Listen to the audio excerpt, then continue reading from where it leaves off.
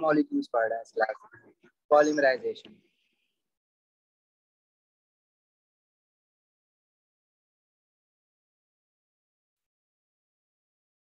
ठीक है, या पॉलीमर्स, या इस चैप्टर को हम पॉलीमराइजेशन भी कहते हैं ना।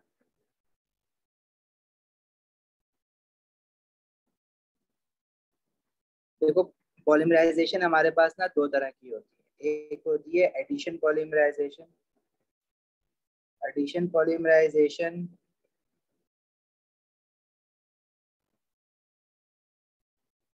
बेसिकली क्या होती है, when monomers combine to form a polymer,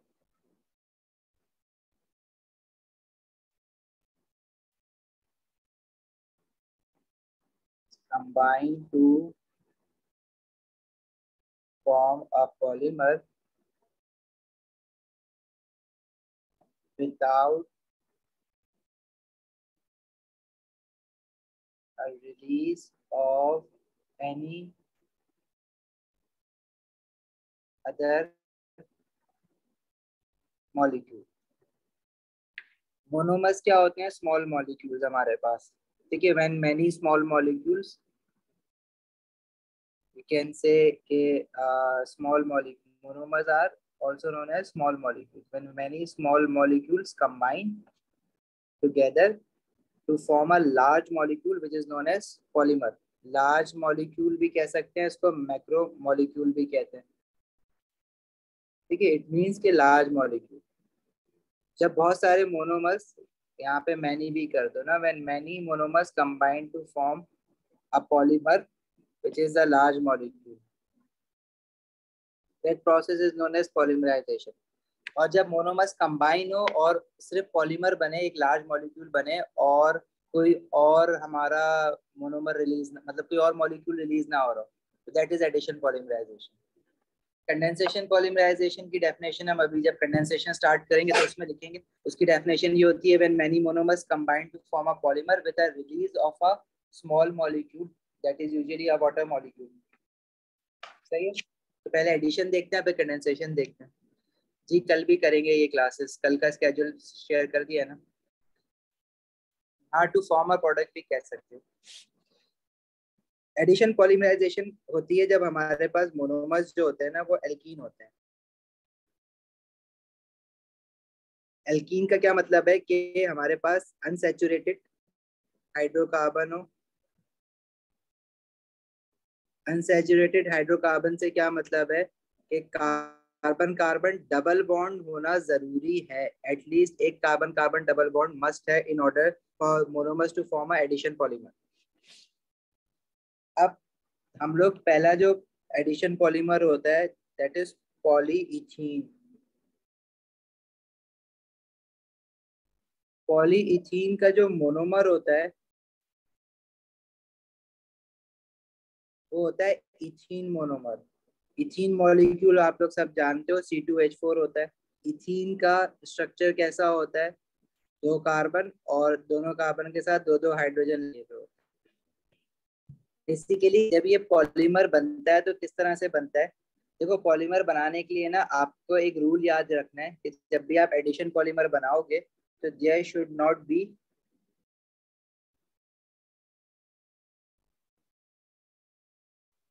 any atoms और group of atoms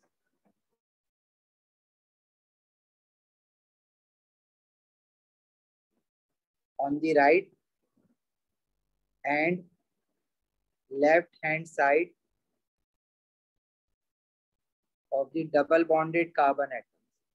जो डबल बॉन्डेड कार्बन एटम्स हैं उनके राइट और लेफ्ट पे आपने कुछ नहीं लिखना। जैसे फॉर एग्जांपल ऊपर मैंने इथीन का जो मॉलिक्यूल बनाया है ना, उस पे राइट और लेफ्ट पे अभी दो हाइड्रोजन एटम्स हैं। अभी ये रहेंगे तो हाइड्रोजन एटम, हम इसको हटा नहीं रहे, लेकिन हम बस क्या करेंगे, इस मोनोमर को इस तरह से लिखेंगे कि हाइड्रोजन ऊपर नीचे करके लिख दो, राइट और लेफ्ट पे ना लिखो। सही है,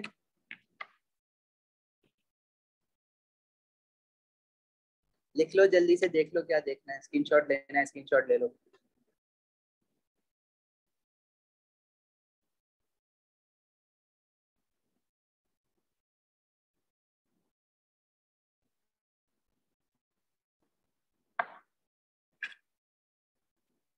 अब इसको किस तरह से बनाएंगे हम लोग, कि इस तरह के लेट से हमारे पास बहुत सारे मोनोमर्स हैं इथीन के।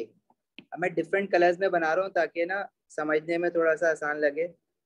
बहुत सारे इथीन के मॉलिक्यूल्स एक दूसरे के आसपास रखे हुए हैं। अच्छा, ये रिएक्शन किस तरह से होगा, उसकी रिएक्शन कंडीशंस तो हमारे पास सिलेबस का पार्ट नहीं है। बस हमें ये देखना है कि ये लोग आपस में रिएक्ट करेंगे, और जब ये लोग आपस में रिएक्ट करेंगे तो रिएक्ट करके ये लोग क्या बनाएंगे, हम इसमें इंटरेस्टेड हैं। तो बहुत सारे इथीन के मॉलिक्यूल जिनको हम मोनोमर्स कह रहे हैं, वो जब एक दूसरे के एडजस्टन में रखे हुए हैं तो क्या होगा, जब इनका रिएक्शन होगा तो इनमें जो कार्बन कार्बन डबल बॉन्ड है ना, वो कार्बन कार्बन डबल बॉन्ड खत्म हो जाएगा। दोनों बॉन्ड नहीं टूटेंगे, जो डबल बॉन्ड है, दूसरा वाला बॉन्ड है, वो बॉन्ड इन सारे कार्बन एटम्स के बीच में खत्म हो जाएगा। और फिर क्या होगा कि अब जाहिर है बॉन्ड तो कार्बन को बनाने, तो वो क्या करेंगे, एडजेसेंट कार्बन एटम, जो एडजेसेंट मॉलिक्यूल में कार्बन एटम है उसके साथ बॉन्ड बना लेंगे, तो ये लोग सारे आपस में जुड़ जाएंगे। और इस तरह के एक या दो या 10 मोनोमर्स नहीं बल्कि हजारों मोनोमर्स आपस में जुड़ सकते हैं, और ये मिलके एक बड़ा पॉलीमर बना लेगा, मॉलिक्यूल बना लेगा, जिसको हम पॉलीमर कहते हैं। तो मैं बहुत सारे तो नहीं दिखाऊंगा, मैंने से अभी इतने दिखा दिए, तो एंड पे मैं ना कंटिन्यूटी बॉन्ड शो कर देते हैं इस तरह से। These are known as continuity bonds, के आगे इस तरह से और मोनोमर्स आपस में ज्वाइन हो रहे हैं, वो हम सारे बना नहीं रहे। तो यूजुअली क्वेश्चन में वही कहता है कि 2 रिपीटेड यूनिट्स बना दो या सेक्शन ऑफ अ पॉलीमर बना दो, तो कहता है कि भाई ज्यादा में ज्यादा 2 रिपीटेड यूनिट बना दो। तो अक्सर 2 रिपीटेड यूनिट्स अगर वो बना रहा होता है तो फिर हम 2 रिपीटेड यूनिट सिर्फ इस तरह से दिखा सकते हैं, जिसको हम सेक्शन ऑफ अ पॉलीमर कहते हैं। और अगर सिर्फ एक ही रिपीट यूनिट दिखाना है, मतलब एक ही मोनोमर दिखाना है जो कि पॉलीमर बना रहा है, तो हम क्या करते हैं, एक मोनोमर बना के कार्बन कार्बन डबल बॉन्ड हटा के इधर और इधर कंटिन्यूटी बॉन्ड बना के इसके राइट और लेफ्ट पे ब्रैकेट बना देते हैं और बाहर लिख देते हैं एन। एन क्या है, N is the number of monomers that have been joined to form this polymer. Number of monomers combined to form the polymer. अभी जो पॉलीमर बना है ये इथीन मोनोमर से बना है। देखो, अगर आपने सिर्फ एक रिपीट यूनिट दिखाना है ना, एक रिपीट यूनिट दिखाने के लिए आप क्या करोगे, एक मोनोमर लिख के उसके राइट और लेफ्ट पे ब्रैकेट बना के कंटिन्यूटी बॉन्ड दिखाओगे और बाहर लिख दोगे एन। एन क्या है, नंबर ऑफ मोनोमर्स। अब ये मोनोमर्स जो है वो 50 भी हो सकते हैं, 100 भी हो सकते हैं, 500 भी हो सकते हैं, 1000 भी हो सकते हैं। डबल बॉन्ड हटेगा तभी तो उनके कार्बन के साथ बॉन्ड बनाएगा, वरना उसकी तो वैलेंसी पूरी हुई हुई है ना, 4 बॉन्ड उसको ऑलरेडी बने हुए थे। इसलिए इस रिएक्शन में डबल बॉन्ड टूटता है और कार्बन एटम जो है वो एडजस्ट के कार्बन के बनाता है, तो ये चेन इस तरह से कंटिन्यू हो जाती है। Got it. अच्छा, अब ये जो पॉलीमर बना है इसका नाम क्या होगा, इस एडिशन पॉलीमर में नाम देना बड़ा आसान है। जो मोनोमर है इसका नाम क्या है, इथीन मोनोमर। तो इस पॉलीमर का नाम क्या हो जाएगा, इसके बस मोनोमर के नाम के साथ हम पॉली लगा देंगे, तो this would be called as polythene. Polythene क्या होता है, इसके यूजेस क्या होते हैं, जो हमारे पास प्लास्टिक बैग्स होते हैं, थैलियां जो होती हैं, दीज आर पॉलीथीन। यूज भी याद रखना है इसका।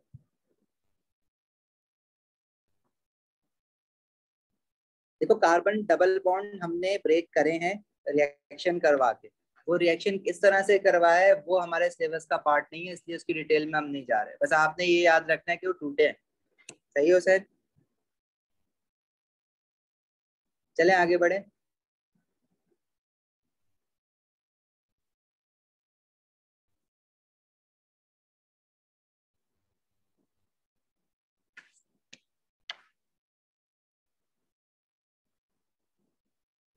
इन शॉर्ट ये एल्केन बन जाएगा, कार्बन कार्बन सिंगल बॉन्ड बन जाएंगे, और इनके बीच में जो है ये आपस में ज्वाइन होते जाएंगे और बहुत लंबी चेन बन जाएगी।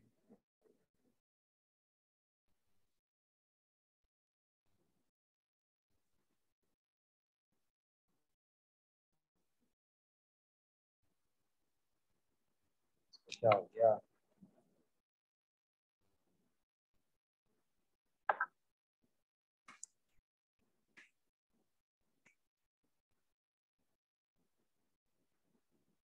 ये थर्ड रो में पॉलीथीन बन गया। अब हम सारे बना के अभी इसलिए दिखा रहे हैं क्योंकि बार बार इसलिए बना, आखिर में तो आपको कहता है कि भाई ऐसा सेक्शन बना दो जिसमें दो मोनोमर दिख रहे हो। इतना लंबा आपको बनाना नहीं होता, तो मैं समझाने के लिए बता रहा हूँ आपको।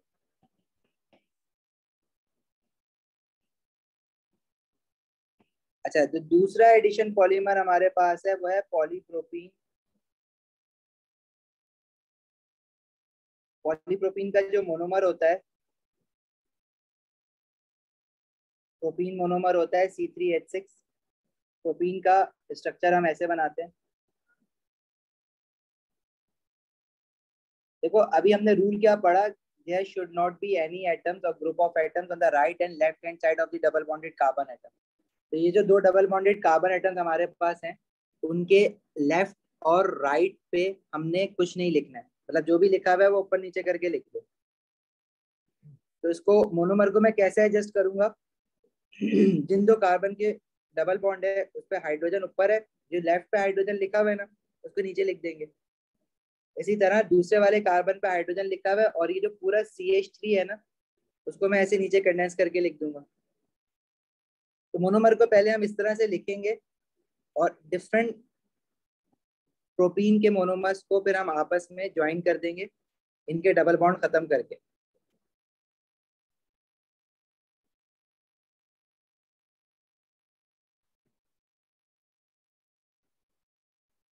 Like this. ठीक है, आप और डिफरेंट पॉलीमर जोड़ सकते हो। जब इनका रिएक्शन होगा तो जिनके बीच में कार्बन कार्बन डबल बॉन्ड है पहले तो वो ब्रेक होंगे,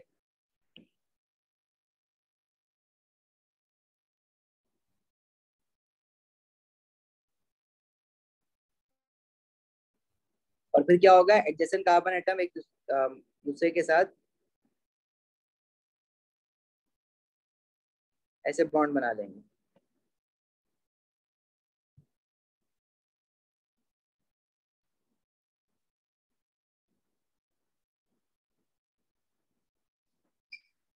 आपने इसका अगर सिर्फ रिपीटेड यूनिट, एक रिपीटेड यूनिट दिखाना है या दो रिपीटेड यूनिट दिखाना है, मतलब अगर आप रिपीटेड यूनिट देखो तो ये है ना, जिस दो कार्बन पे एक पे हाइड्रोजन एक पे CH3 लगा है, तो उसके बाद दोबारा से यही चीज रिपीट हो रही है, फिर दोबारा से यही चीज रिपीट हो रही है, तो ये रिपीटेड यूनिट कहलाता है इस पॉलीमर का। This would be called as a repeated unit. तो कहता है कि भाई दो पॉली मोनोमर बना के section of a polymer show कर दो। तो अगर आपको इसे वो दो बनाने के लिए कहेगा तो आपने दोनों मोनोमर, अब मैं तो डिफरेंट कलर्स में बना रहा हूँ, वहां पे तो आप डिफरेंट कलर्स यूज नहीं कर रहे होगे, तो मैं एक ही कलर में अगर आपको बना के दिखाऊं तो वो कुछ इस तरह से बन जाएगा।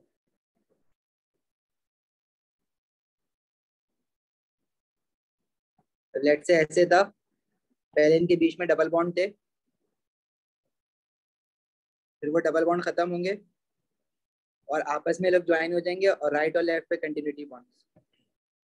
और अगर एक ही मोनोमर शो करना होगा तो एक मोनोमर ऐसे भी शो किया जाता है, पूरे पॉलीमर को इस तरह से भी शो किया जाता है। ब्रैकेट लगाओ और यहाँ पे लिख दो बाहर N, तो this gives you a polymer.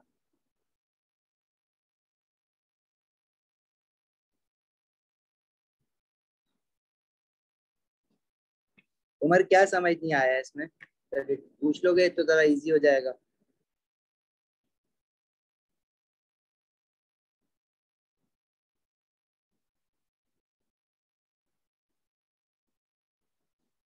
अभी देखो ऐसे बहुत सारे आने वाले। अगर आपको ये समझ नहीं आया है कि हमने इसको, जब प्रोटीन मॉलिक्यूल तो ऐसे लिखा हुआ होता है ना, इसको हमने CH3 नीचे करके क्यों लिखा है, क्योंकि देखो जब कार्बन कार्बन बॉन्ड अटैच करोगे तो अगर दो मोनोमर में कार्बन कार्बन डबल बॉन्ड के बीच में CH3 आ रहा होगा तो उसको मैं शो कैसे करूँ। मतलब अगर मैं इसी तरह से लिख देता उसको तो प्रॉब्लम ये होती कि मुझे बॉन्ड बनाना है बेसिकली डबल बॉन्डेड कार्बन का इस डबल बॉन्डेड कार्बन एटम के साथ, इसका इसके साथ बनाना है, और बीच में ये पूरी चीज आ रही है, उस पूरी चीज को मैं हटा तो नहीं सकता, लेकिन मैं इसको आगे पीछे कर सकता हूँ। मैं ऐसे कर दूंगा कि कार्बन कार्बन डबल बॉन्ड दोनों मोनोमर के एक दूसरे के आमने सामने आ जाए। सही सही है। हाइड्रोजन एक बॉन्ड बनाता है, कार्बन 4 बनाता है, ऑक्सीजन 2 बनाता है, नाइट्रोजन 3 बनाता है।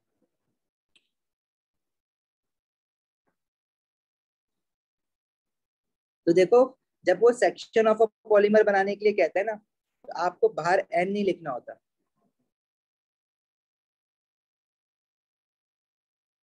सही है। जब वो कहता है कि पॉलीमर शो करो, तो आप ऐसे शो कर सकते हो। यूजुअली ये बनाने के लिए नहीं कहता इस तरह से एन वाला, ये खुद क्वेश्चन में बना बनाया देता है, तो आपको समझ आना चाहिए कि भाई पॉलीमर बनाया हुआ है।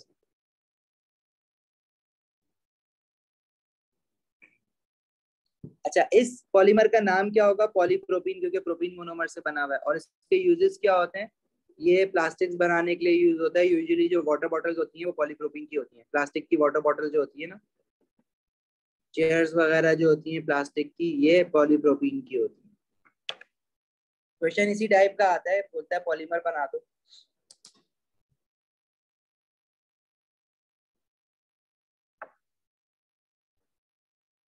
और पॉलीमर से वापस मोनोमर कैसे आइडेंटिफाई करोगे? लेट्स से अगर तुम्हें सिर्फ पॉलीमर बना हुआ दे दिया जाए, इसमें आप देखोगे कि रिपीटेड यूनिट क्या है।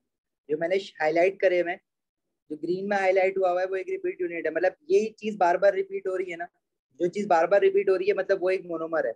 उसको बाहर निकाल के इस तरह से जो जो कार्बन है उनके बीच में डबल बॉन्ड दिखा दो, तो वापस मोनोमर बन जाएगा। सवाल करेंगे एंड में इसको। अच्छा, तीसरा हमारे पास जो एडिशन पॉलीमर है वो है पॉली विनाइल क्लोराइड। इसको शॉर्ट फॉर्म में हम कहते हैं पीवीसी। पीवीसी के पाइप्स होते हैं ना, ये वही है।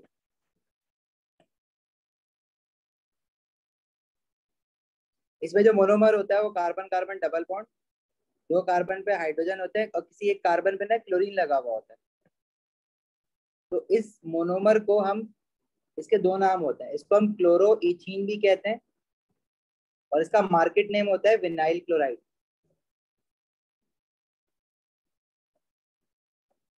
और जब ये बहुत सारे क्लोरो इथीन के मोनोमर आपस में ज्वाइन होंगे to form a polymer, that polymer would be called as polyvinyl chloride.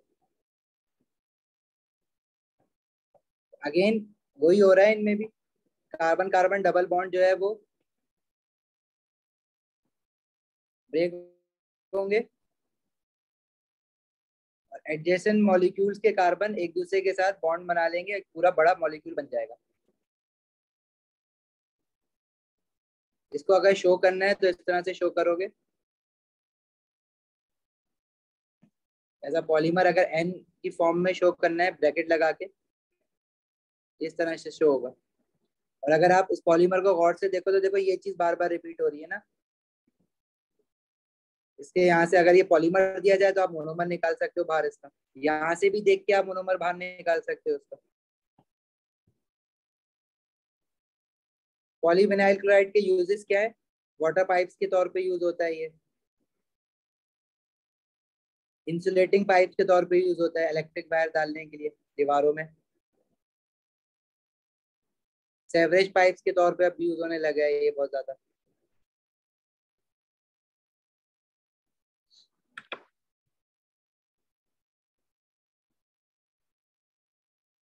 ये पॉलीक्लोरोइथीन है, क्लोरोइथीन है, इथीन नहीं है, इसलिए क्लोरीन लगा हुआ है। बिल्कुल, आप क्लोरीन कहीं भी लगा सकते हो। अगर खुद से बना बनाया है तो उसने जहाँ लगाया हुआ है वहाँ ठीक है, लेकिन आप कहोगे क्लोरीन यहाँ लगा हुआ है नीचे, तो एक ही बात है, वो भी पॉलीक्लोरोइथीन ही कहलाएगा।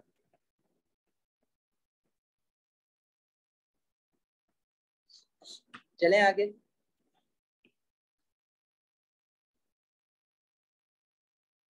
इनके अलावा भी और पॉलीमर्स हैं, कुछ याद रखना है आपको, कुछ जो आते हैं नए, उनमें आपको रिपीटेड यूनिट आइडेंटिफाई करना होता है, या अगर कोई मोनोमर आपको बना के दे दिया है उसने। जैसे एक क्वेश्चन बड़ा अक्सर बच्चे सवाल पूछ रहे हैं कि एक पॉलीमर ना ये बना हुआ है, मोनोमर ना इसका ये बना हुआ है। अब इसमें कार्बोक्सिलिक फंक्शनल ग्रुप भी है और OH भी है। तो वो उसमें अगर वो कह रहे हैं कि इसकी एडिशन पॉलीमराइजेशन बनाओ, इसकी कंडेंसेशन भी बन सकती है।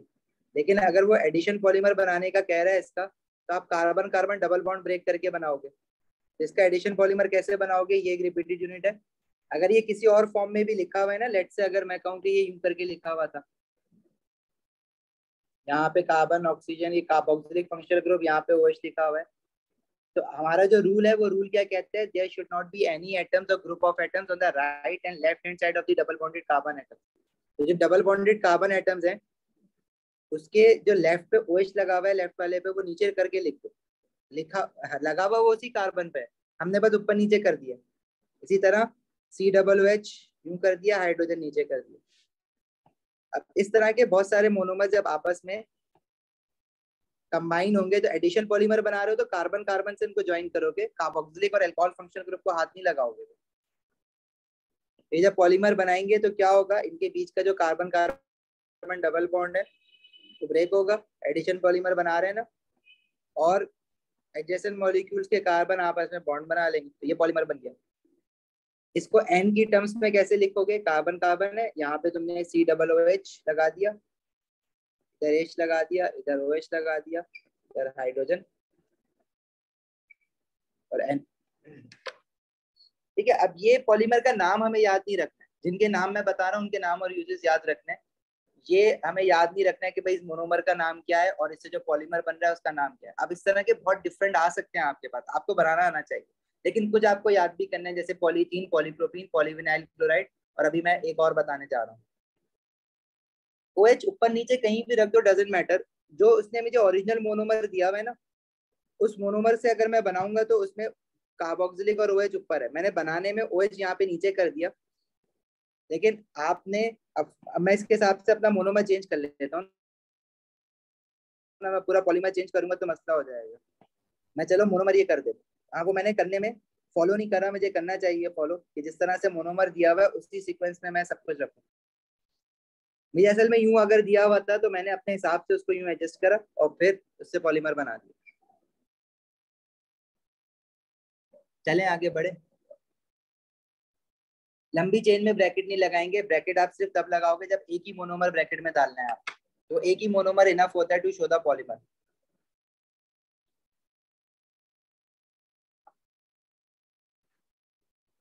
हाँ जी, वो कंडेंसेशन पॉलीमराइजेशन में टेराइलिन वगैरह वो उसमें पढ़ते हैं अभी। अच्छा, एक और एडिशन पॉलीमर आपको याद होना चाहिए, that is poly tetra fluoro ethene, इसकी शॉर्ट फॉर्म होती है PTFE। इसको ना, इसका मार्केट नेम टेफ्लॉन के नाम से जाना जाता है, टेफ्लॉन टेप होता है ना, जैसे यूजेस भी साथ में लिखवा देता हूँ। तो टेफ्लॉन टेप जो प्लम्बिंग के पाइप पर से चढ़ाया जाता है, व्हाइट कलर का, जो बॉल टेप होता है वो भी टेफ्लॉन टेप होता है। इसी तरह इसका जो मेजर यूज आपकी मार्किंग की में लिखा हुआ होता है, this is use in non stick fry pans, slippery होता है। इसका जो मोनोमर होता है वो इस तरह का होता है, दो डबल बॉन्डेड कार्बन होता है, लेकिन हाइड्रोजन एक भी नहीं होता, टेट्रा फ्लोरीन है ना, तो 4 फ्लोरीन एटम्स होते हैं। अब इस तरह के बहुत सारे मोनोमर जब आपस में बॉन्ड बनाएंगे, अब किस तरह से कार्बन कार्बन डबल बॉन्ड में से बॉन्ड खत्म होता जाएगा, डबल बॉन्ड और एडजेसेंट मॉलिक्यूल के जो कार्बन है वो आपस में बॉन्ड बना लेंगे। अब सबका एक ही तरह से बनना है।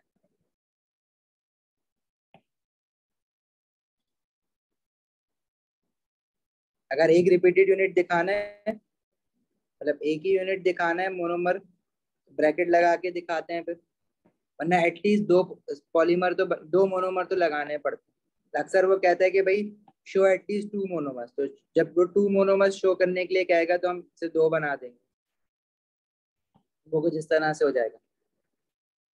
This is polytetrafluoroethene. इसका फॉर्मूला आपको याद रखना है, दे भी सकता है याद भी रखना है। 4 अभी तक जो मैंने बताया ना, पॉलीथीन, पॉलीप्रोपीन, पॉलीविनाइल क्लोराइड और पॉलीटेट्राफ्लोरोथीन, ये तो याद रखना है।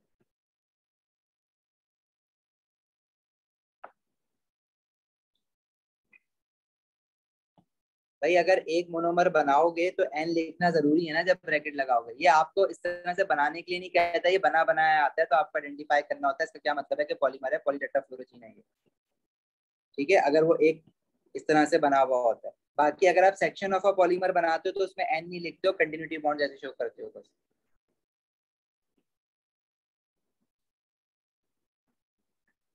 पॉलीविनाइल क्लोराइड ये लो भाई, देख लो।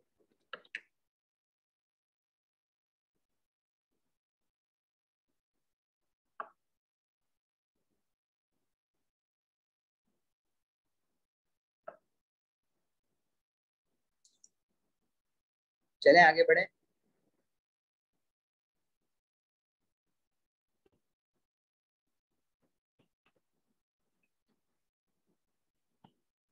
अच्छा, दूसरी टाइप की जो हमारी पॉलीमराइजेशन है that is condensation polymerisation.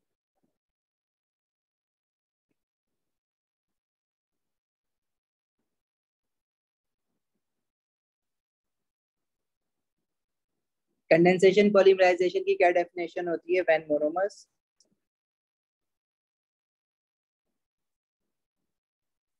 Combine, when many monomers, many भूल जाता हूँ मैं, लिखना लिख लेना। When many monomers combine to form. अच्छा एक मिनट, एक चीज एडिशन पॉलीमराइजेशन में वो पेपर 2 के हवाले से तो इतनी इंपॉर्टेंट नहीं है, लेकिन एमसीक्यूज के हवाले से है, जहाँ पे जरा ताकि तुम्हारे पास लेक्चर में ही ऐड हो जाए ना।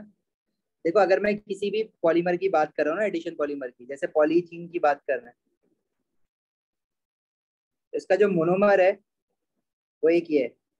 अब लेट्स से जो पॉलीमर बना है उसमें टोटल ऑफ 1000 मोनोमर ज्वाइन हुए हैं, तो मैं एन की जगह पे 1000 रख दूंगा। तो जो मोनोमर का मास होगा वो ऑब्वियसली कम होगा as compare to the polymer, क्योंकि पॉलीमर एक पूरा मॉलिक्यूल बन गया है बहुत सारे मोनोमर्स कंबाइन हो गए। तो इसका जो मोलिकुलर फॉर्मूला है वो C2H4 है मोनोमर का, लेकिन जो पॉलीमर का मोलिकुलर फॉर्मूला होगा वो क्या हो जाएगा? C2H4 और इसके बाद 1000 लिखा हुआ है, तो मतलब इसमें टोटल कार्बन कितने हो जाएंगे? 2000, और हाइड्रोजन कितने हो जाएंगे? 4000। तो ऑब्वियसली इसका जो MR होगा वो बहुत बड़ा होगा as compare to its monomer. जब मोलिकुलर मास बड़ा होगा तो इसका मेल्टिंग पॉइंट बहुत बड़ा होगा और बॉइलिंग पॉइंट भी बहुत बड़ा होगा as compare to its monomer, जिस मोनोमर से वो बना हुआ है। अच्छा, क्योंकि ये हाइड्रोकार्बन है तो ये जलते भी हैं, तो इसकी जो पॉलीमर जितना बड़ा मॉलिक्यूल होता है उतनी कम फ्लेमेबिलिटी होती है। तो पॉलीमर की जो फ्लेमेबिलिटी होगी, जलने की सलाहियत, वो मुश्किल से जलेगा। इथीन मोनोमर आसानी से जल जाएगा, ज्यादा फ्लेमेबल होगा, उसकी फ्लेमेबिलिटी ज्यादा होगी मोनोमर की एज कम्पेयर टू पॉलीमर। इसी तरह पॉलीमर की विस्कोसिटी ज्यादा होगी, उसकी बहने की सलाहियत, जो हम होमोलोगस सीरीज में पढ़ते हैं ना, विस्कोसिटी ज्यादा होगी एज कम्पेयर टू, मतलब hindrance to the flow. Polymer solid है वो फ्लो नहीं करेगा, मोनोमर गैस है वो फ्लो करेगी। ये बातें भी याद रखना।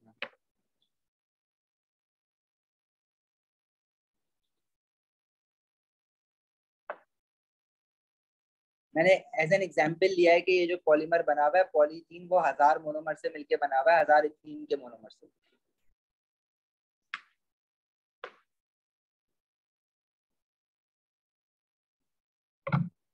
जरूरी नहीं है कि 1000 हो, बस मैं ये बताना चाह रहा था कि पॉलीमर का मॉलिक्यूलर मास ज्यादा होगा। लेकिन अगर मैं इंपेरिकल फॉर्मूला की बात करूँ ना, मोनोमर और उससे जो पॉलीमर बना हुआ है, तो इंपेरिकल फॉर्मूला क्या होता है? Simplest ratio of atoms in a molecule. जो हमारा मोनोमर है इथीन मोनोमर, उसका मोलिकुलर फॉर्मूला है C2H4। उसका जब इंपेरिकल फॉर्मूला निकालोगे तो दोनों को 2 2 से डिवाइड करोगे, 2 कॉमन नंबर है तो ये आ जाएगा CH2। और हमारा जो पॉलीमर है उसमें 2000 कार्बन है और 4000 हाइड्रोजन है, तो इसको भी तुम 2000 से डिवाइड करोगे क्योंकि 2000 कॉमन नंबर है। तो इंपेरिकल फॉर्मूला मोनोमर और पॉलीमर का सेम आता है एडिशन पॉलीमर। उसके बाद क्या रिपीट करने के लिए कह रहे हो आप?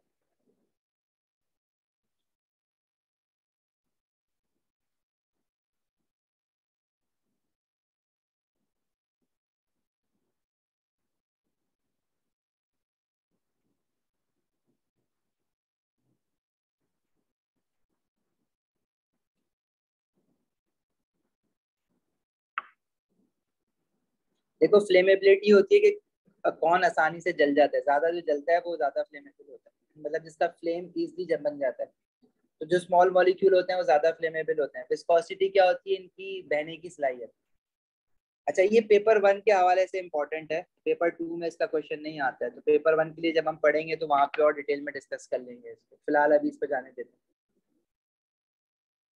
आदि इंपेरिकल फॉर्मूला क्या होता है? Simplest ratio of atoms in a molecule. तो जो हमारा पॉलीमर था इथीन, उसका इंपेरिकल फॉर्मूला क्या होगा? सिंपलेस्ट रेशियो क्या होगा? CH2। और जो इससे पॉलीमर बना है जिसमें 2000 कार्बन और 4000 हाइड्रोजन एटम हो गए, तो उसका सिंपलेस्ट रेशियो भी CH2 ही आएगा ना, क्योंकि उसको भी कॉमन नंबर 2000 है दोनों में, कार्बन और हाइड्रोजन में, उससे डिवाइड करोगे तो CH2 बनेगा। मतलब एडिशन पॉलीमर में मोनोमर और पॉलीमर का जो इंपेरिकल फॉर्मूला होता है वो सेम होता है, मॉलिक्यूलर फॉर्मूला सेम नहीं होता, इंपेरिकल फॉर्मूला सेम होता है। अच्छा, वापस चलते हैं कंडेंसेशन पॉलीमराइजेशन की तरफ। सब पॉलीमर्स के लिए यही होगा क्या? कंडेंसेशन पॉलीमराइजेशन की क्या डेफिनेशन हम लिख रहे थे? When many monomers combine to form a polymer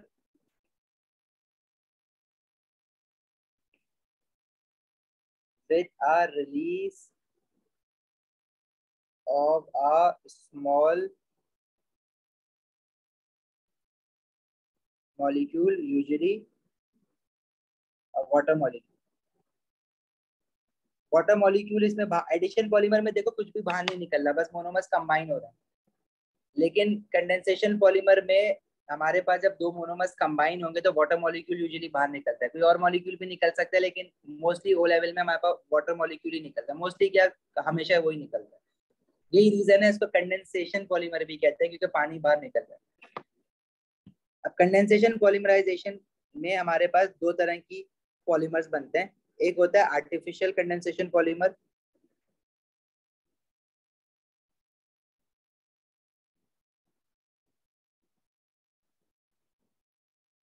जिसको हम ना मैन मेड कंडेंसेशन पॉलीमर भी कहते हैं। इसी तरह एक होता है नेचुरल। ठीक है,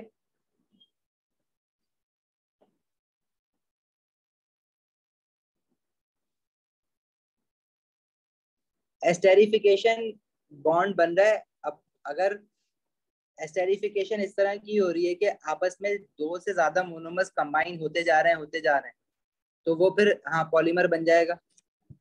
और एस्टेरिफिकेशन की वजह से जो पॉलीमर बनेगा तो फिर उसको हम कहते हैं टेराइलिन, अगर मैन मेड है।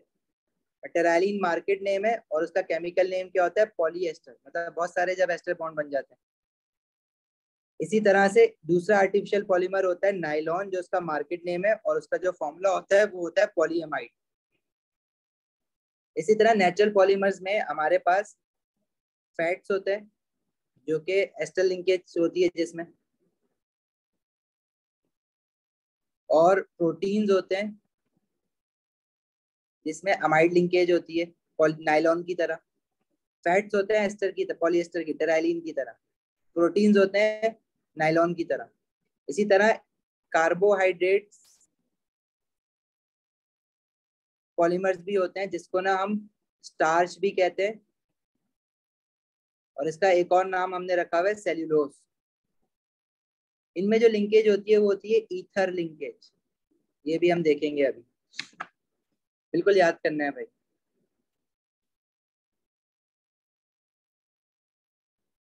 तो हम आर्टिफिशियल कंडेंसेशन पॉलीमर पहले देखेंगे, उसमें पहले टेराइलिन देखते हैं।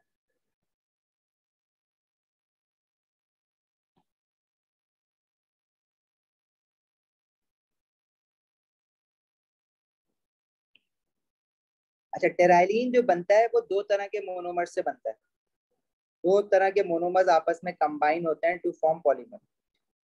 अब एक मोनोमर ऐसा होता है जिसमें ना एक ही मॉलिक्यूल में दो कार्बोक्सिलिक फंक्शनल ग्रुप होते हैं,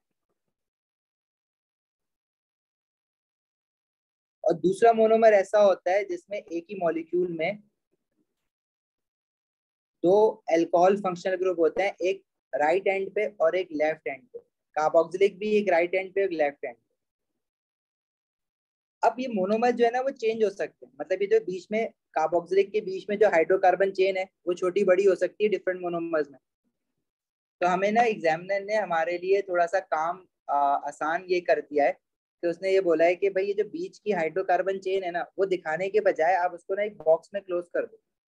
एक बॉक्स ले लो और ये जो अंदर कार्बन है ना, तो वो बॉक्स के अंदर रखो, वो बनाने की जरूरत नहीं है। उसके बाहर से जो तुमने कार्बोक्सिलिक फंक्शनल ग्रुप बनाना है ना, वो बना दो। तो बीच में जितनी भी लंबी चेन होगी ना, तो तुम वो बनाने से बच जाओगे। अब जैसे कार्बोक्सिलिक में तो छोटी सी थी, लेकिन जो अल्कोहल बना हुआ है इसमें इतनी लंबी चेन है, तो उसको भी ना मैं एक बॉक्स करके बना दूंगा, और अंदर जो कार्बन है वो मैं छुपा दूंगा, वो लिखने की जरूरत नहीं है, और राइट और लेफ्ट हैंड पे OH OH फंक्शनल ग्रुप जो निकल रहा है ना, वो दिखा दूंगा। हाँ, बीच वाली जो चेन होगी वो तो CH2 होगी ना, क्योंकि एक कार्बन के साथ दो हाइड्रोजन ही लगेंगे, क्योंकि दो बॉन्ड तो ऑलरेडी बने हुए ना उसके। तो जो पहला मेरा मोनोमर है ना, उसको हम कहेंगे, जो दो ऐसा कार्बोक्सिलिक फंक्शनल ग्रुप, ऐसा कार्बोक्सिलिक एसिड जिसमें दो कार्बोक्सिलिक फंक्शनल ग्रुप हो, तो उसको हम कहते हैं डाई कार्बोक्सिलिक एसिड। इसी तरह दूसरा होगा, वो कहलाएगा डायोल। जरा एक मिनट रुकोगे।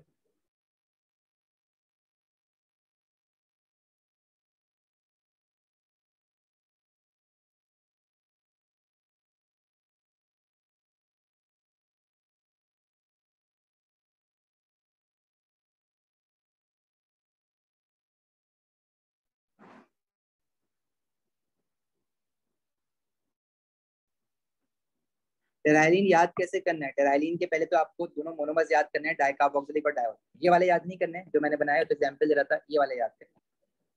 अभी जो डाइकार्बोक्सिलिक और डायोल मोनोमर्स है ना, इनको जब एक दूसरे के आसपास रख दोगे, तो ये लोग, और इनका रिएक्शन करवाओगे। अब हमें पता है अल्कोहल और कार्बोक्सिलिक एसिड के बीच में जो रिएक्शन होता है वो एस्टरिफिकेशन वाला रिएक्शन होता है। अब जैसे मेरे पास कार्बोक्स डाई कार्बोक्सिलिक है, फिर उसके बराबर में डायोल है, फिर उसके बराबर में एक और डाई कार्बोक्सिलिक है, फिर एक और डायोल है, फिर एक और डाई कार्बोक्सिलिक, फिर एक और डायोल। तो करते करते करते बहुत सारे मोनोमर्स जब एक दूसरे के आसपास होंगे, तो ये लोग रिएक्ट करेंगे आपस में।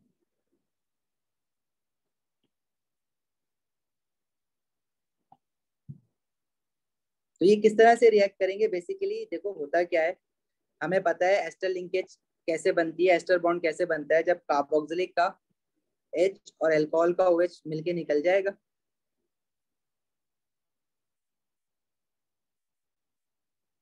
मतलब मैं अल्कोहल का जो है वो OH निकाल रहा हूँ, और कार्बोक्सिलिक का H निकाल रहा हूँ। अभी कहीं ना कहीं तो मैं रोकूंगा ना। अब मैं 1000 मोनोमर्स तो नहीं बना सकता, ठीक है? तो ये लोग आपस में जब जुड़ते जाएंगे, तो इसका मोनोमर पता है कुछ, जैसे मैंने कार्बोक्सिलिक का H निकाल दिया, अल्कोहल का OH निकाल दिया सारे, तो ये आपस में एस्टर बॉन्ड बना लेंगे। तब ये ऑक्सीजन और इस डब्बे के अंदर एक कार्बन होगा अल्कोहल के, यहाँ पे जाके बॉन्ड बना लेगा। इसी तरह ये, इसी तरह ये OH पूरा निकालना है, ये लाइक दिस। अभी जो लिंकेज बन रही है ना, ये एस्टर लिंकेज बन रही है। अब क्योंकि इनके बीच में डिफरेंस बढ़ा था, तो बहुत अजीब सा लग रहा है। तो तुम्हारे पास देखो हादी, आपने डिफरेंट कलर्स तो यूज करने नहीं है, आपको तो एक ही कलर से बना हुआ मिलेगा। तो वो मोनोमर्स को डिफरेंशिएट करने के लिए एक बॉक्स को, जो डाइकार्बोक्सिलिक का मोनोमर है ना, उस बॉक्स को मैंने शेड कर दिया है। अब मैं एक ही कलर में बना के दिखाता हूँ कि किस तरह से बनेगा, बेसिकली जब ये एक दूसरे के आसपास होंगे ना। और ये मेरा डायोल था, यहाँ पे OH था। तो जब अल्कोहल का OH और कार्बोक्सिलिक का H निकलेगा, तो ये लोग आपस में बॉन्ड बनाएंगे। अब मैं फाइनल फॉर्म में बना के दिखाता हूँ कि किस तरह से बन के दिखेगा किस तरह से। कार्बोक्सिलिक, फिर ये इसका O, और ये अल्कोहल का मोनोमर आ गया।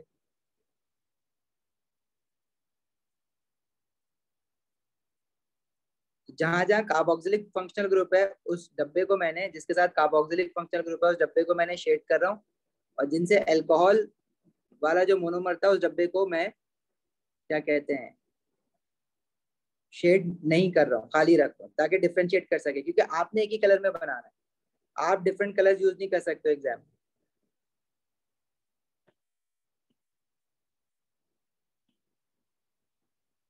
देखो यहाँ पे ये लिंकेज बनी एस्टर लिंकेज, ये भी एस्टर लिंकेज है, ये भी एस्टर लिंकेज है, ये भी, बहुत सारे एस्टर लिंक बनते जा रहे हैं। यहाँ मैंने थोड़ी सी गलती कर दी। ये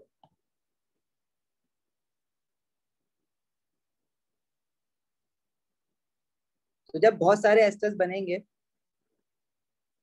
ये भी एस्टर लिंकेज है, ये भी एस्टर है। तो हम कहते हैं कि एक मॉलिक्यूल में बहुत सारे एस्टर लिंकेज हैं, तो मानी मैनी एस्टर है, तो मैनी को हम कहते हैं पॉली, इसलिए इसका नाम पड़ गया पॉलिएस्टर। अब पॉलिएस्टर कपड़ा होता है जो आप पहनते हो ना, तो इसके यूजेस क्या है? Clothes, clothing. इधर अभी आगे बढ़ते हैं ना, अभी मैं नायलॉन बताता हूँ, तो नायलॉन से और अच्छा समझ आ जाएगा।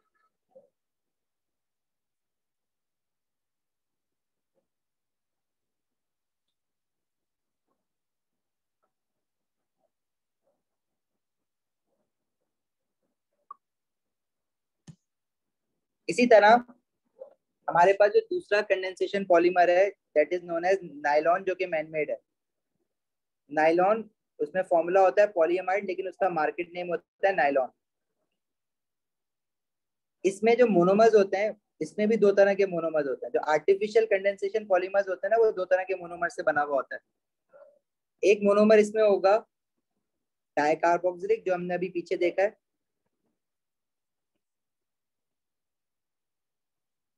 उसको हम ऐसे बनाएंगे जिसमें डब्बे के एक साइड पे कार्बोक्सिलिक और दूसरे साइड पे भी कार्बोक्सिलिक फंक्शनल ग्रुप होगा। और इसका जो दूसरा मोनोमर होता है ना, वो होता है डायमाइन। अब अमाइन आप पहली बार सुन रहे हो, अगर आपने ऑर्गेनिक पढ़ी है तो, और पूरी ऑर्गेनिक में अमाइन आप सिर्फ पॉलीमराइजेशन में सुनते हो। अमाइन ऐसा होता है जिसमें डब्बे के एक साइड पे NH2 और दूसरे साइड पे भी NH2 होता है। अब खिजा जरा ध्यान से सुनना। अब बहुत सारे डाइकार्बोक्सिलिक मोनोमर्स और डायमाइन मोनोमर्स एक दूसरे के आसपास रखे हुए, और इनका जब रिएक्शन होगा तो ये लोग भी आपस में ना बॉन्ड बनाते हैं। अभी जो बॉन्ड है वो आपने पीछे ऑर्गेनिक केमिस्ट्री में कहीं नहीं पढ़ा हुआ है। ये बॉन्ड बेसिकली क्या होता है कि इनमें जो आपका ये है ना, कार्बोक्सिलिक का H इस बार, सॉरी कार्बोक्सिलिक का इस बार OH, और अमाइन के साथ जो दो हाइड्रोजन लगे हुए हैं और एक हाइड्रोजन, ये निकल जाता है और वाटर बना लेंगे। कार्बोक्सिलिक का OH और अमाइन का हाइड्रोजन, तो अमाइन का हाइड्रोजन निकल रहा है, आखिर का कार्बोक्सिलिक का पूरा OH निकल रहा है। डायमाइन के डब्बे के अंदर भी कार्बन चेन ही है, वो मैं जो दिखा नहीं रहा हूँ ना, डायमाइन के डब्बे के अंदर भी कोई कार्बन चेन ही होगी। जैसे ये कार्बन चेन है और आखिर में टर्मिनल पे NH2 लगा हुआ है, लाइक दिस। तो मैंने नाइट्रोजन के साथ जो दो हाइड्रोजन लगे हुए हैं वो खोल के बना दिए। अब देखो, कार्बोक्सिलिक के डब्बे को मैं ना शेड कर रहा हूँ ऐसे। तो देखो ये कैसे होगा, मैं यहाँ से जरा स्टार्ट कर रहा हूँ बनाना। ये कार्बोक्सिलिक है, इसके साथ डबल बॉन्डेड ऑक्सीजन लगा हुआ है, और फिर इस कार्बन ने ना इस नाइट्रोजन के साथ बॉन्ड बना रहा है। फिर यहाँ पे आ जाएगा नाइट्रोजन और उसके नीचे एक हाइड्रोजन, फिर ये डब्बा आएगा, फिर नाइट्रोजन, उसके नीचे हाइड्रोजन, और फिर इस नाइट्रोजन ने इस कार्बन के साथ बॉन्ड बनाना है। बीच में से H और OH तो निकल गया, आ जाएगा कार्बन, फिर उसके साथ डबल बॉन्डेड ऑक्सीजन, फिर उसका बॉक्स आ जाएगा। उसके बाद फिर कार्बन ऑक्सीजन, फिर इस कार्बन ने इस नाइट्रोजन के साथ बॉन्ड बनाना है, उस नाइट्रोजन के नीचे हाइड्रोजन भी लगा हुआ है। और अल्टीमेटली कहीं ना कहीं तो रोकना है, तो मैंने ना इस लास्ट वाले डब्बे पर रोक दिया और इसका जो हाइड्रोजन है वो निकल जाएगा। इसी तरह कार्बोक्सिलिक का OH निकल रहा है ना, तो जो पहला वाला यहाँ पे जो मैंने बनाया था उससे COO बना के यहाँ से कंटिन्यूटी बॉन्ड शो कर दो।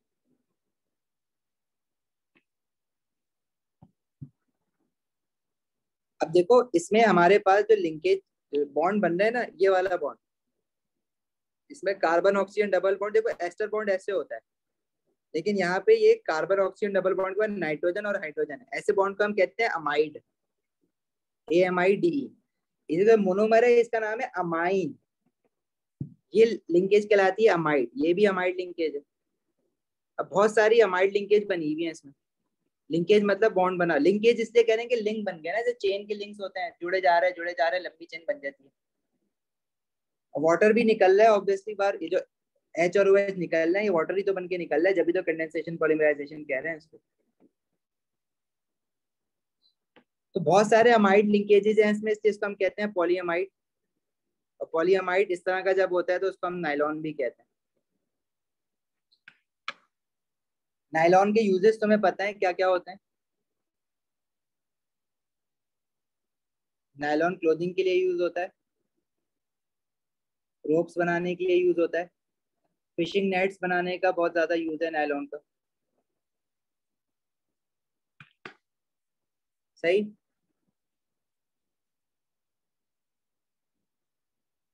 फिर समझ आई है बात।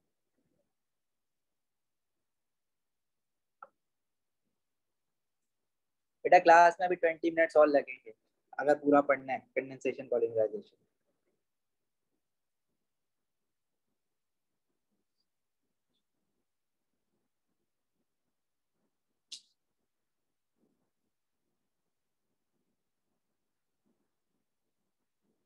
मुश्किल तो है, ये याद भी रखना है इस तरह से, अभी और मुश्किल हो जाएगा। अभी देखो अभी हम क्या करते हैं, अभी इसको जिंदगी तुम्हारी थोड़ी सी और मुश्किल करेगा, लेकिन ये जो बात मैं अभी बताने जा रहा हूँ ना ये इंपॉर्टेंट है बहुत। देखो नायलॉन ये ऐसा पॉलीमर बना हुआ होता है नायलॉन का।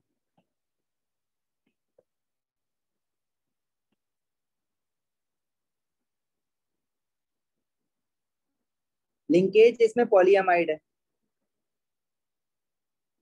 और नायलॉन जो है ना वो आर्टिफिशियल कंडेंसेशन पॉलीमर है, जो मैन में हम लोग खुद बनाते हैं।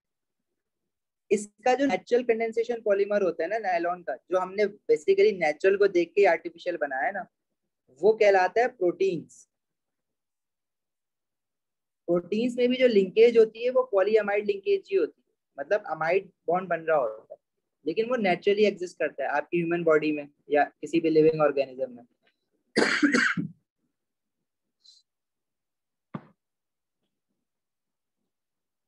इतना बस, यही एक मुश्किल चीज है और नहीं है कंडेंसेशन पॉलीमराइजेशन में। इसका एक क्वेश्चन कराऊंगा तो सब कुछ क्लियर हो जाएगा इंशाल्लाह।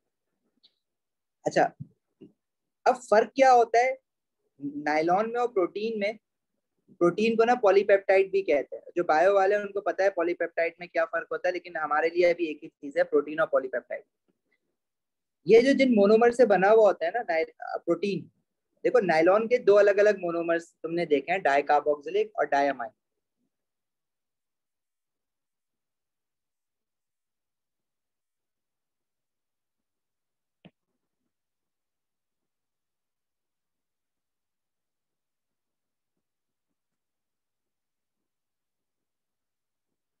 लेकिन जो प्रोटीन बना हुआ होता है ना, वो सिर्फ एक ही मोनोमर से बन जाता है। अब एक ही मोनोमर से बनने का क्या मतलब है कि इसका जो मोनोमर होता है ना उसमें जो हाइड्रोकार्बन चेन है वो तो मैं डब्बे के अंदर बना रहा हूँ, लेकिन इसमें एक साइड पे कार्बोक्सिलिक फंक्शन लगा हुआ होगा डब्बे पे, और दूसरे साइड पे इसी मोनोमर में अमाइन लगा हुआ होगा। तो इस मोनोमर का जो नाम होता है इसमें अमाइन भी होता है और एसिडिक कार्बोक्सिलिक एसिड भी है, इसलिए इस मोनोमर को कहते हैं अमाइनो एसिड।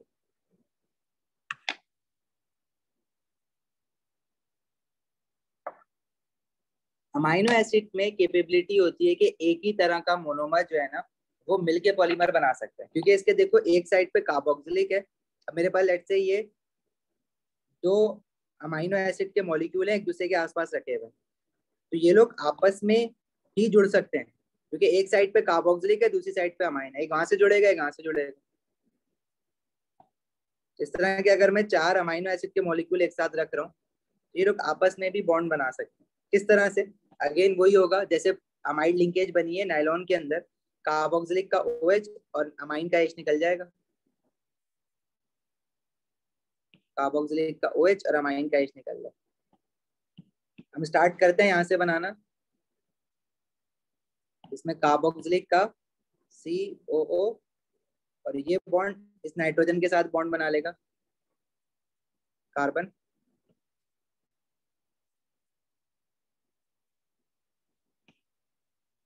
फिर कार्बन ऑक्सीजन डबल बॉन्ड, और ये कार्बन इस नाइट्रोजन के साथ बॉन्ड बना लेगा। फिर तुम्हारा डब्बा आ गया नाइट्रोजन के बाद वाला,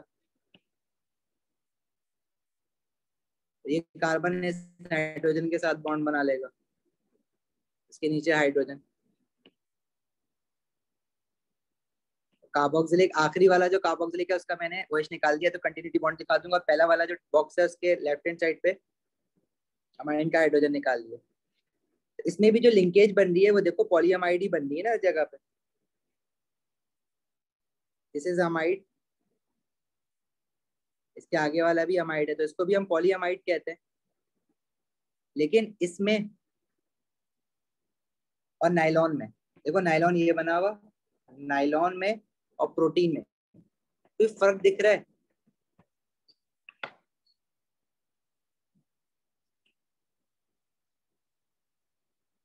जो पॉलीमर है, लास्ट प्रोडक्ट जो है वो दोनों का सेम दिख रहा है अमाइड लिंकेज की वजह से, लेकिन एक फर्क है, जरा और से देखो।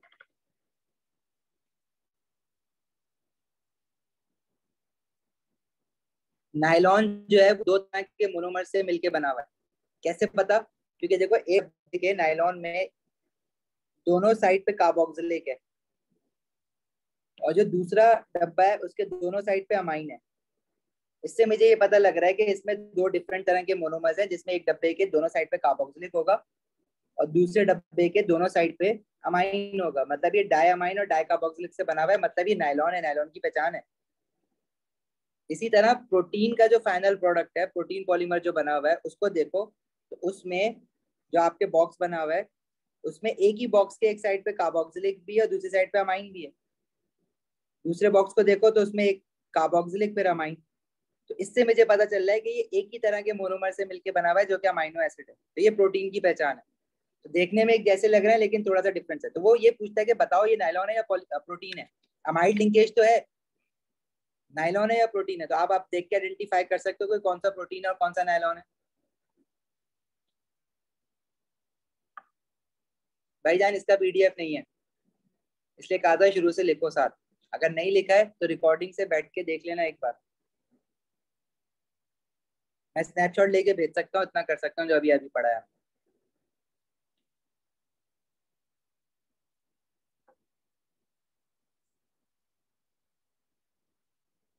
अब्दुल्ला फर्क समझ आया नायलॉन और प्रोटीन में?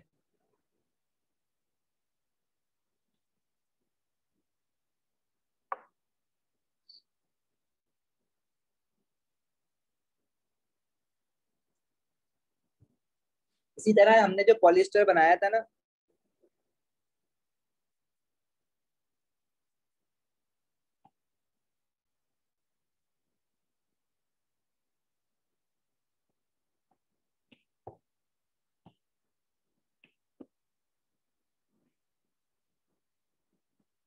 ये इसका जो नेचुरल पॉली ये है पॉलिस्टर, जिसका मार्केट नेम है टेराइलिन। इसमें जो लिंकेज है वो एस्टर लिंकेज है, और ये आर्टिफिशियल है। इसका जो नेचुरल पॉलीमर होता है वो होता है फैट्स। फैट्स में जो लिंकेज होती है वो एस्टर लिंकेज होती है, और वो नेचुरल होता है। देखो फैट का मॉलिक्यूल अगर बना हुआ होगा ना, वो ऐसे मोनोमर से बनेगा जैसे अमाइनो एसिड में एक ही मोनोमर के एक साइड पे कार्बोक्सिलिक था और दूसरी साइड पे अमाइन था। इसमें एक मोनोमर के एक साइड पे कार्बोक्सिलिक होगा और दूसरी साइड पे OH होगा। तो जब इस तरह के बहुत सारे मोनोमर्स आपस में कंबाइन होंगे तो इनके बीच में जो लिंकेज बनेगी वो एस्टर लिंकेज बनेगी। लेकिन तुम्हें देख के समझ आ जाएगा कि ये फैट्स है या पॉलीएस्टेराइलिन है, क्योंकि जब इसका तुम पॉलीमर बनाओगे तो इसमें हमने कैसे पॉलीमर बनाया था, इसमें कार्बोक्सिलिक का H और अल्कोहल का OH निकलना है। अगर तुम अल्कोहल का H और कार्बोक्सिलिक का OH निकाल दोगे तो भी वही बात है। देखो इसका जो हमने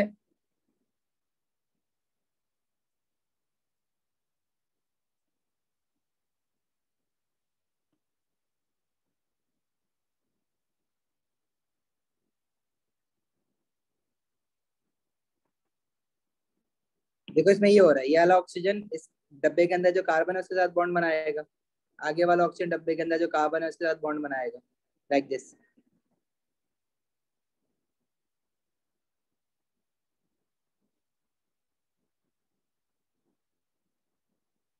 अब इसमें भी एस्टर लिंकेज ही है। ये जो मैंने ऊपर टेराइलिन में येलो में शेड की हुई है ना, दिस इज एस्टर लिंकेज।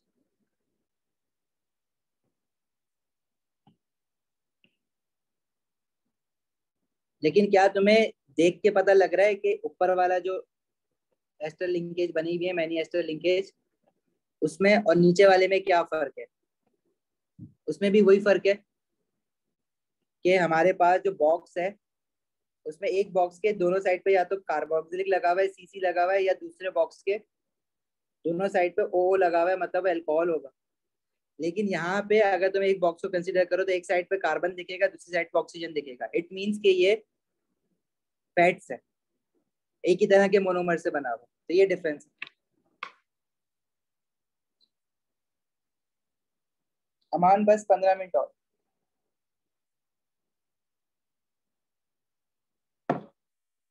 हाँ भाई, समझ आई बात?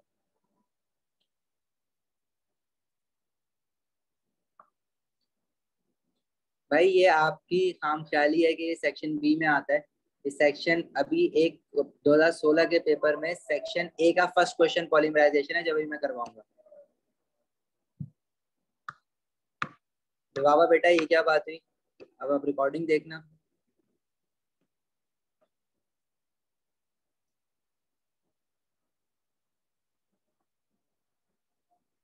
सबके मोनोमर याद रखने हैं।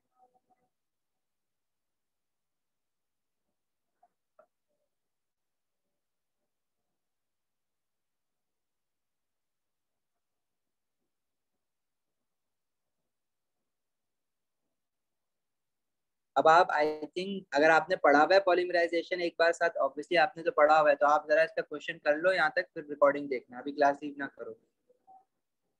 यार ये थ्रेशोल्ड की बातें, ये सारी बातें ना करो ना, अभी कोई फायदा नहीं है इनका।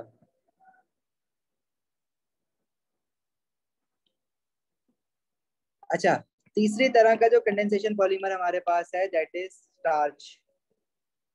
जो नेचुरल कंडेंसेशन पॉलीमर है ना, इसको सेल्यूलोज भी कहते हैं और इसको हम कार्बोहाइड्रेट भी कहते हैं। इसमें तुम्हें टेंशन लेने की बात नहीं है। इसका जो मोनोमर होता है ना वो डायोल होता है। बहरहाल इसका जो पॉलीमर दिखेगा कैसा बनने के बाद वो देख लो, बस वो ये पूछता है, पहचानने के लिए कहता है बस, वैसा दिखेगा। मतलब ये जो कार्बन कार्बन अंदर है डब्बे के, तो ये जो लिंकेज बन रही है ये सीओसी लिंकेज बन रही है। इस लिंकेज को हम कहते हैं ईथर। इसके लिए तुम्हें ये बात याद होनी चाहिए, दैट्स इट।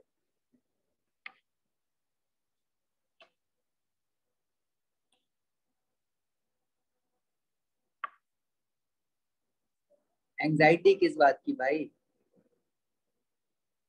डरने वाली, मैंने तुम्हें अभी शुरू में बताया कि पैनिक नहीं करना, ना आज ना कल, ना एग्जाम में बैठ के।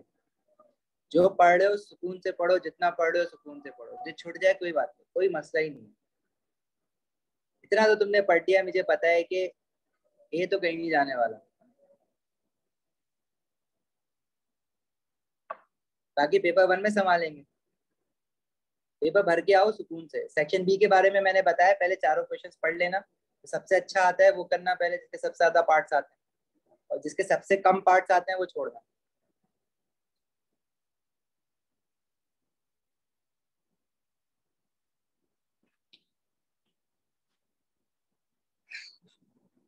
अच्छा, इसका मैं एक क्वेश्चन करा देता हूँ। अभी हुसैन कह रहा है ना सेक्शन बी में आता है, मैं छोड़ दूंगा। एक क्वेश्चन बहुत अच्छा है इसका, वो पूरी चीज समराइज कराएगा तुम्हारी। होपफुली मिल जाए मुझे जल्दी से बस। आई थिंक 2016 में था।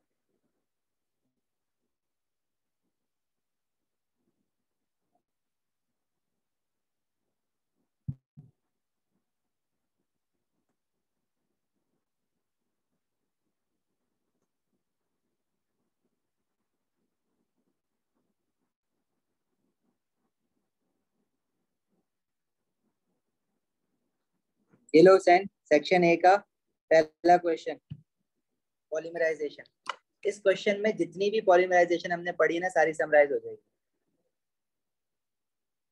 बहुत इंपॉर्टेंट है मेटल्स में। मेटल्स में रिएक्शन ही तो इंपॉर्टेंट है भाई, क्या कर रहे हो?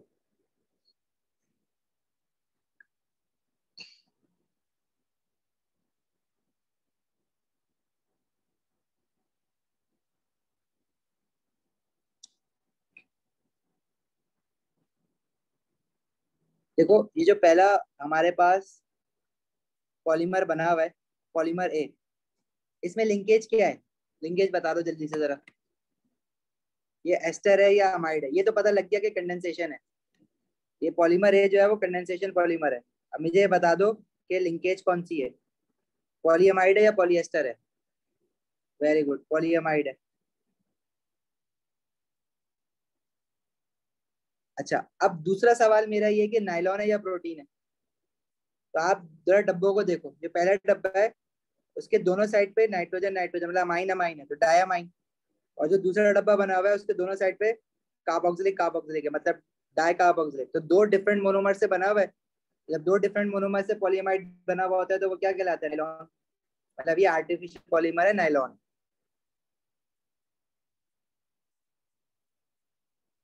तुम पे इतना जुल्म नहीं करता, बोलता है बनाओ, तुम्हें देख के आइडेंटिफाई करने के लिए कहता है पॉलीमराइजेशन, इसलिए आसान है, क्वेश्चन आसान है।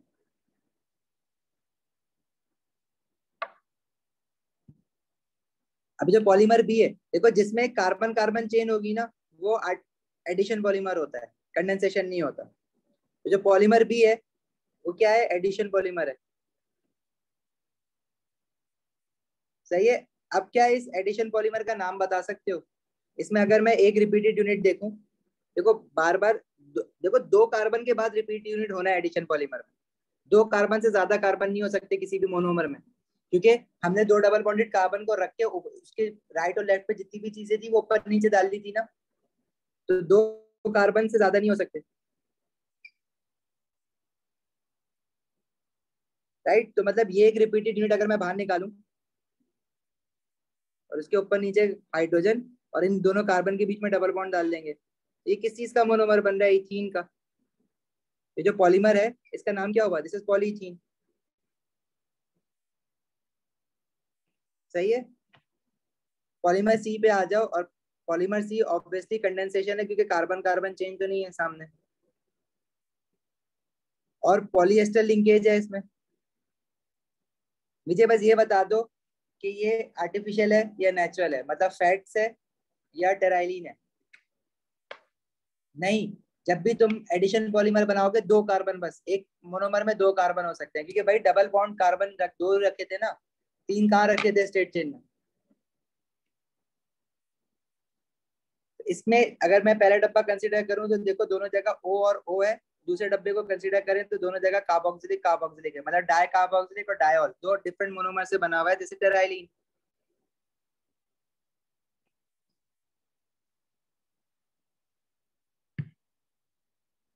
भाई कंडेंसेशन पॉलीमर की पहचान ये होती है कि या तो इसमें ये अमाइड लिंकेज होगी जिसमें नाइट्रोजन और कार्बन आ रहा होगा, या तो एस्टर लिंकेज होगी जिसमें कार्बन ऑक्सीजन डबल बॉन्ड आ रहा होगा, या फिर ये वाली लिंकेज होगी जिसमें बीच में OO आ रहा होगा, मतलब that is again condensation polymer. और इस कंडेंसेशन पॉलीमर का इसमें जो लिंकेज है इसका नाम होता है ईथर।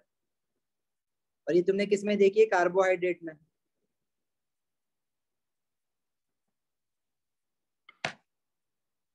कार्बोहाइड्रेट भी नाम होता है इसका, स्टार्च भी होता है, और सेल्यूलोज भी कहते हैं इसको।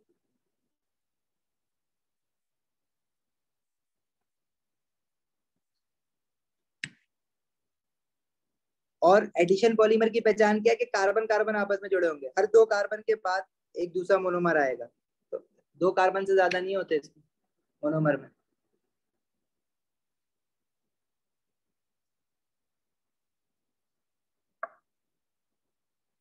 अच्छा जी, नेक्स्ट ई बता दो, एडिशन है या कंडेंसेशन है carbon carbon chain. Addition polymer है। रिपीट यूनिट कैसे निकालोगे, दो कार्बन के बाद एक यूनिट रिपीट होता है, तो ये वाला एक यूनिट रिपीट निकाल लो या ये निकाल लो। इसमें यहाँ पे लगा हुआ है CH3, हाइड्रोजन हाइड्रोजन हाइड्रोजन और कार्बन कार्बन के बीच में डबल बॉन्ड डाल दो। ये क्या, कौन सा मोनोमर है, जैसे प्रोपीन। प्रोपीन है ना, C3H6 बन रहा है देखो। अब उसको तुम यूं भी लिख सकते हो, लेकिन हमें पता है कि जब हम पॉलीमर बनाने जाते हैं तो डबल बॉन्डेड कार्बन के राइट और लेफ्ट पे कुछ नहीं लिखा हुआ था, ऊपर नीचे कर देते हैं। तो इस एडिशन पॉलीमर का नाम क्या है, पॉलीप्रोपीन।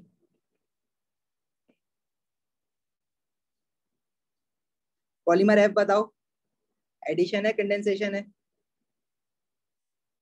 ऑफ कोर्स एडिशन है।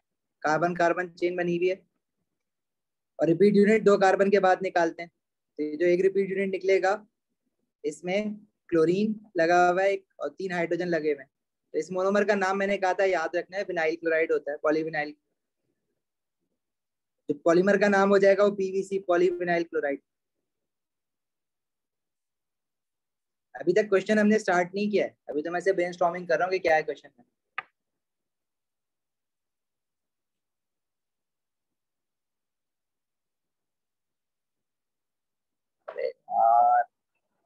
सेक्शन बी में अगर तुम 3 की जगह 4 करोगे तो एग्जामिनर तुम्हारे पहले के 3 चेक करेगा, बस चौथा वो देखेगा भी नहीं। अगर तुमने पहले क्वेश्चन का आधा भी कर दिया है ना और उसको क्रॉस नहीं करा, लेट्स से अगर तुमने आधा पेपर आधा क्वेश्चन कर दिया है क्वेश्चन 1 का और अगर तुम चाह रहे हो कि वो काउंट ना हो, बाद के 3 काउंट हो, तो उसको क्रॉस करके आना। अगर क्रॉस नहीं करोगे, तुमने पहला आंसर भी लिख दिया ना डेफिनेशन उसकी, तो वो तुम्हारा पहला क्वेश्चन कंसिडर कर लेगा 1 मार्क वाला जो तुमने 1 मार्क का किया हुआ है, बाकी के वो 2 और 3 क्वेश्चन कंसिडर कर लेगा। क्लोरोइथीन मोनोमर भी लिख सकते हो, बिल्कुल लिख सकते हो, लेकिन अभी इसने लिखने के लिए कुछ नहीं बोला है, वो तो मैं ऐसे ही आपको रिकॉल करवा रहा हूँ ना। अभी आगे उसने क्वेश्चन में बोला है क्या है वो देखते हैं। पॉलीमर, पॉलीमर जी मुझे बताओगे। कंडेंसेशन है,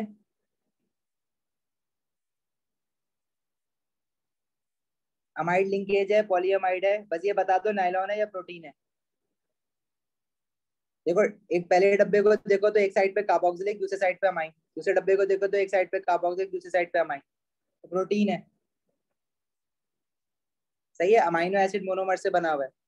पॉलीमर एच देखो तो मतलब ये आपका नेचुरल है।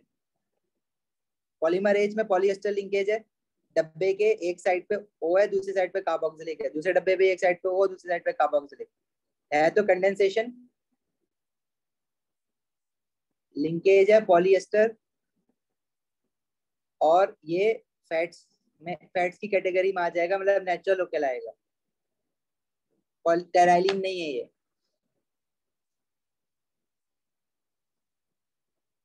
जी कैफ बिल्कुल ऐसा ही है।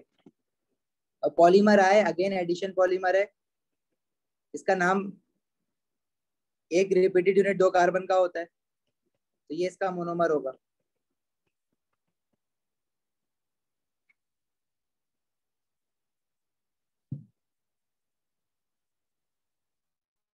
सही है, अभी क्वेश्चन तो स्टार्ट होगा, क्वेश्चन तो छोटा सा है इसका, बस ये क्योंकि इसमें सारी चीजें एक साथ दे दी है उसने, इसलिए हमने ये क्वेश्चन बड़ा अच्छा था। देखो पूरी पॉलीमराइजेशन अभी तक जितनी पढ़ी है सारी रिवाइज हो गई तुम्हारी, और ये सेक्शन ए का क्वेश्चन है, चॉइस में कौन छोड़े, कैसे छोड़ोगे इसको। अब जरा क्वेश्चन देखते हैं क्या कह रहा है।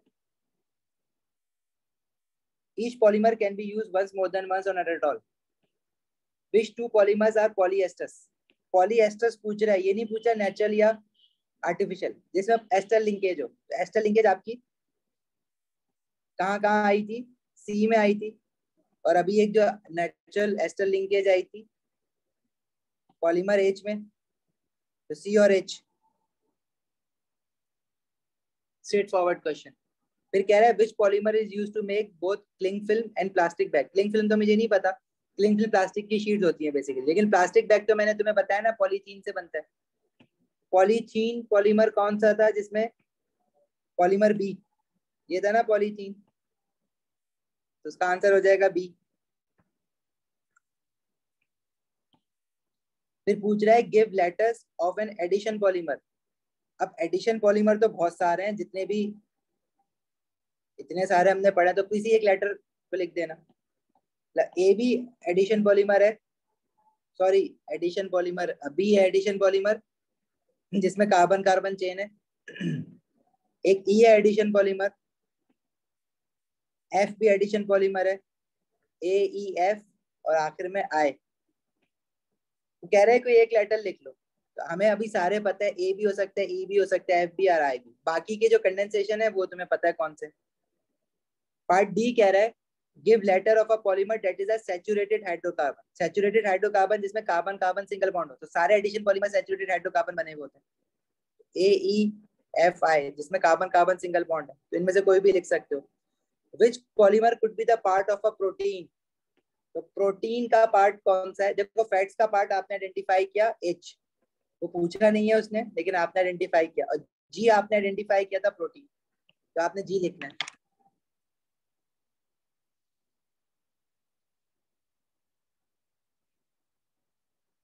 Got it? कंडेंसेशन पॉलीमराइजेशन खत्म हमारी।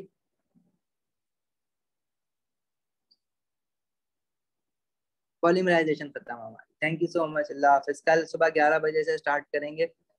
ईद मुबारक और बेस्ट ऑफ लक।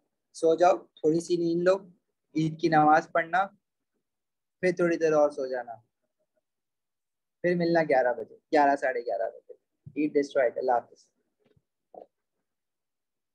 नमाज के बाद